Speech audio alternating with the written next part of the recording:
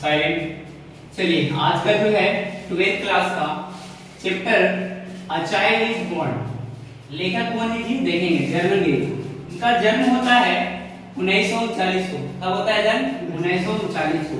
और जन्म की बात किया जाए तो ऑस्ट्रेलिया में हुआ था उनका, लेकिन दौर तो क्या है मेलबॉर्नी है ना। एजुकेशन की बात किया जाए तो ऑस्ट्रेलिया में हुआ है। और वो कैसे है, मतलब एक प्रसिद्ध कवि है, कविता है। तो कैसे फेमिनिस्ट एज द राइटर के रूप में, क्या है एक लेखिका के रूप में। अब इनके द्वारा क्या क्या लिखा है वो चीज को हम लोग देखेंगे। कहता है द फीमेल पंच 1970 में क्या है सेक्स एंड डेस्टिनी। एक कहता है द पॉलिटिक्स ऑफ वुमन फैक्टिलिटी 1984 में लिखा है द चेन, और 1991 में लिखा। और फिर लास्ट में क्या हमारा चाइल्ड इज बोर्न।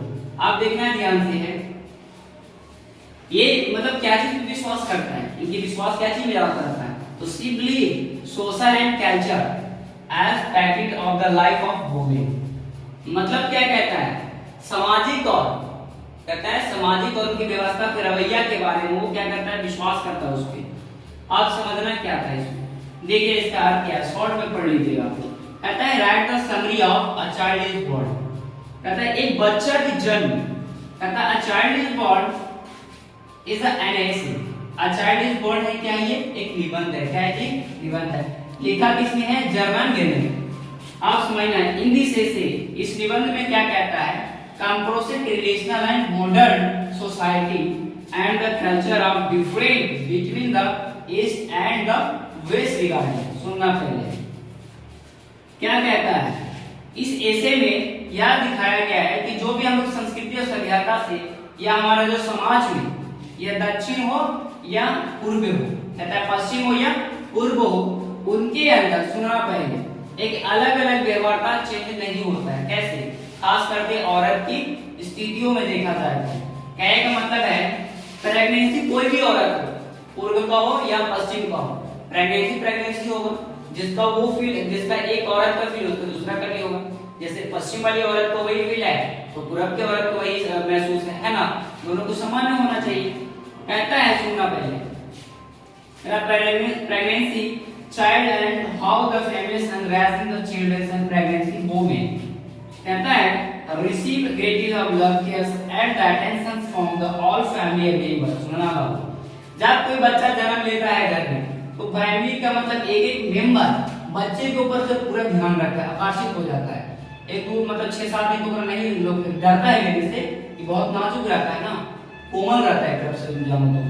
और जब वो बड़ा हो जाता है बच्चा, ये छोटा सा मान लो कि 2 महीना 3 महीना हो गया तो सब लोग उसको गोद लेना शुरू कर देता है और बहुत ध्यान से रखता है कहीं कुछ हो ना जाए। तेल लगाई उसको माँ बहुत समय से उसको क्या करती है केयर करती है। क्या करती है? केयर करती है। और फिर अब के बच्चे का है ना भैया उसे ना बाप मैं पोस्ट पाल के बड़ा कर दूं, चल भाग तो हमारे को निकल जाओ हमारे घर से, ऐसे करके लात मार के लोग निकाल देता है। ये नहीं करता जी इसको यार। लेकिन बाप ने कितना मुश्किल से पाला उसका तो ध्यान नहीं रखा है, उसका जिम्मेदारी बच्चों कहां ले पाता है, नहीं ले पाता है।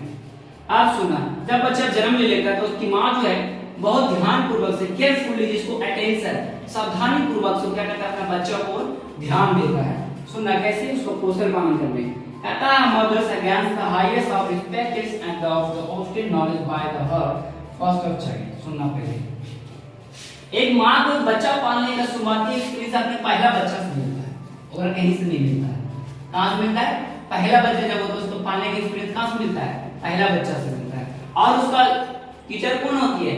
मतलब उसकी माँ का माँ, यानी कि एक बेटी है उसकी बेटी मतलब बच्चे हुए, उसकी माँ जो है उसको दिमाग देता है कि बेटा तुम इस तरह से पालो, इस प्रकार से बच्चों को खिलाओ, इस प्रकार से कपड़ा को दो ताकि वो बच्चा तुम्हारा स्वस्थ रहे। फिर देखना क्या है pregnancy women often the go to dear sir and household the final moments of the pregnancy। सुनना बाबू, जब गर्भावस्था में कोई औरत रहती है तो बहुत तरह की चीजों को ध्यान देना पड़ता है।